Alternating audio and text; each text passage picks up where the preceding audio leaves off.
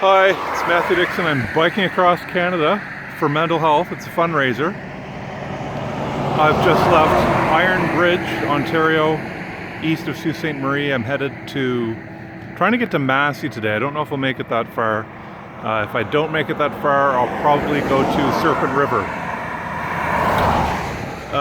There's some Canada geese here in the river. This river reminds me of the way the highway's following it here along for quite a few miles here. Reminds me of the highway, the old highway in New Brunswick from Fredericton to Jemseg, just along a nice riverbank. Yeah, so I thought I'd show you these Canada geese. They're dispersing from me. But wait, what's that? Cows! Where's Danny DeVito and Throw Mama from the Train when you need him? Cows! So right here, there's a nice wide stretch.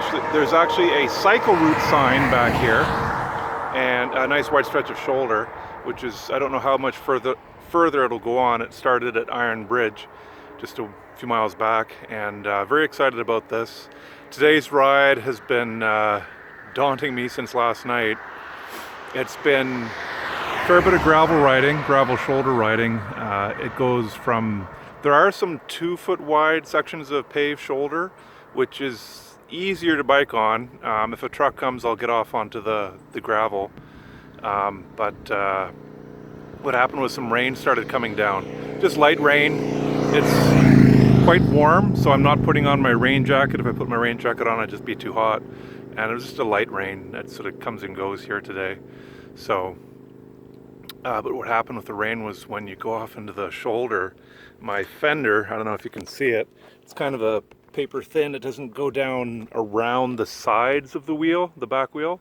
So when I go into the sand and it's wet, all the sand comes spitting out onto the backs of my legs. Like, that doesn't feel nice. And Navy SEALs know in their training that you hose somebody down and tell them to go roll around in the sand. It's not a nice feeling to have sand all over you. And they know that. They do that in their training on purpose.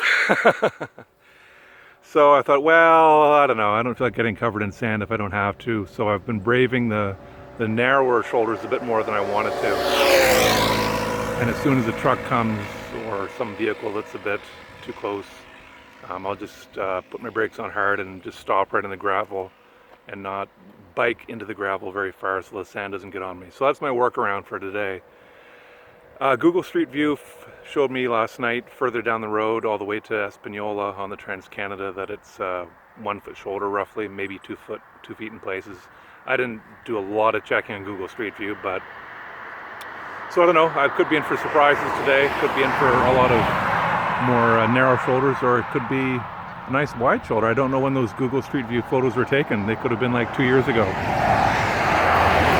So feeling a bit better about today. Sometimes the worst part is just the anticipation. Once you get out and do it, it's easier. I wasn't in the best of moods last night when I saw what was coming for the next 180 kilometers to Espanola. I'm feeling better about it now. Once you get out there and do it, once you get your head around it and just say, well, pitter patter, let's get at her. So yeah, bye cows, bye geese, and bye everyone at home. I'm gonna hit the road. Talk to you later.